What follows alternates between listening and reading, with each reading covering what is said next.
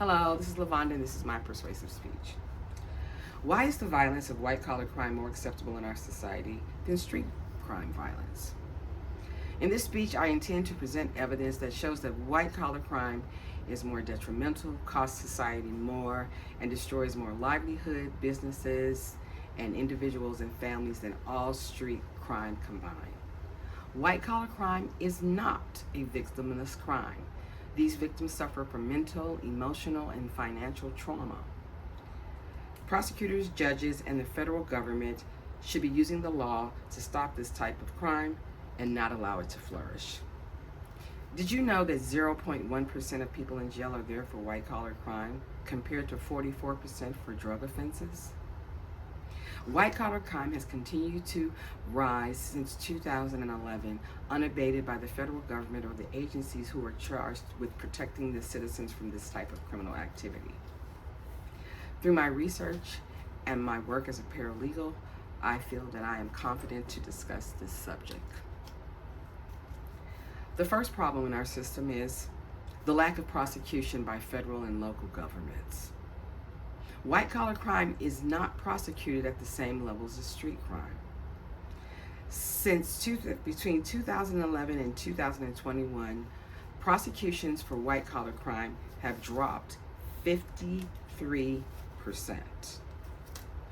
According to Track, the average numbers of days that it takes for a white-collar case to go from referral to prosecution is 452 days. That is more than a year.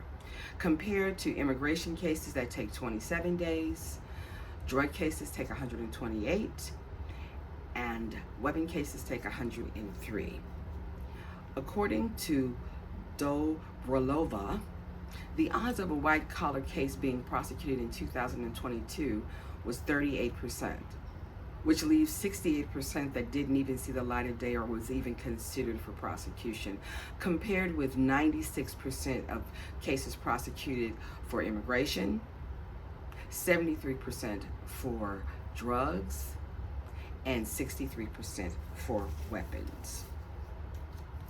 According to Boom, the reason that white-collar criminals are rarely prosecuted is because they have the economic means to get a great lawyer, along with a PR firm, to spend their criminal activities into charity or goodwill, or to put out the narrative that they were just a good person and they just made a bad mistake. None of these options a street criminal has available to them. And they also have to worry about the three strikes law. Our second problem is the sentencing disparity. According to Pollock and Smith, judges believe that white-collar sentences that are shorter than those given to street criminals are not less punitive. For example, a 1-year sentence given to an upper or middle-class citizen is considered comparable to a 3 to 4 year sentence given to a street criminal. And facts and statistics show that one of the reasons this happens is because 75% of those people who actually commit white-collar crimes are white males between the ages of 41 and 60. And according to Weisburn's study of offenders, it revealed that prisons stays that have relatively little to no impact on reoffending, and that a prisoner's sentence of a few months will not guard against future crimes. An example of this sentencing disparity is this week I should say, Bank of America was fined $250 million for creating fake accounts and charging illegal fees. Now, mind you, they've been doing this since 2012, which is 11 years, but they were only fined $250 for that. And $100 million went to the customers, and the remainder went to pay the government in a fine. So much for justice. The third problem is the cost to society. Families, individuals, and businesses are all affected by white-collar crime. According to the FBI's annual report, street crime costs $15 billion a year, and white-collar crime costs $1 trillion a year. Most experts agree that the economic impact of white-collar crime is more costly than ordinary crime, because it endangers employees by having them in unsafe work conditions. It causes pollution in our communities, like the train derailment in Ohio. And it also injures consumers because of the dangerous products that they sell, according to Google. The solution for these problems, the first one, is to increase the level of prosecution of white-collar criminals to the prosecution level of street criminals. Revamp sentencing guidelines for both street and white-collar crimes.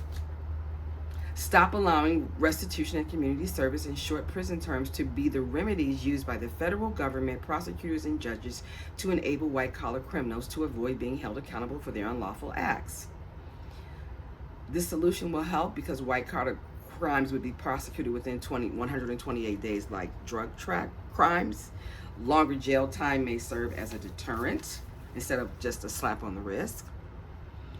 We need to talk about the Sentencing Reform Act and talk to the U.S. Commission on changing the sentencing guidelines, reform this particular commission, stop using the deterrence theory proponents that the swiftness, severity, and certainty of punishment will deter crimes, because in white-collar crimes, it does not. The objections are going to come from, of course, judges and prosecutors. And according to the U.S. Federal Sentencing Commission, white-collar offenders with a criminal history experience recidivism rates that exceed 50%. So there needs to be a change.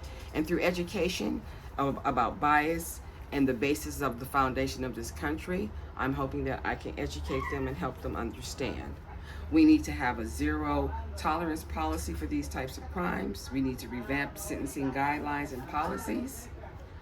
I visualize a country in which race or class will not dictate your outcome in the justice system, and where we're all given the same opportunities to change our life path for the better and leave a legacy of true justice that looks what it looks like for everyone.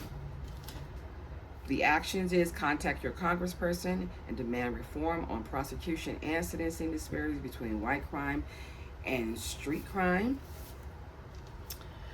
The first step is there should be additional research by sociologists into the unexamined damage to social morals and structures caused by white-collar crime. And you should join an organization that's fighting for justice reform, like Prison Policy Initiative. And the next time that you watch the news and you see them with bleed and lead, and then they talk about something like Bank of America, remember that the crime Bank of America committed will affect a lot more people than that one street crime. Educate yourself. Thank you.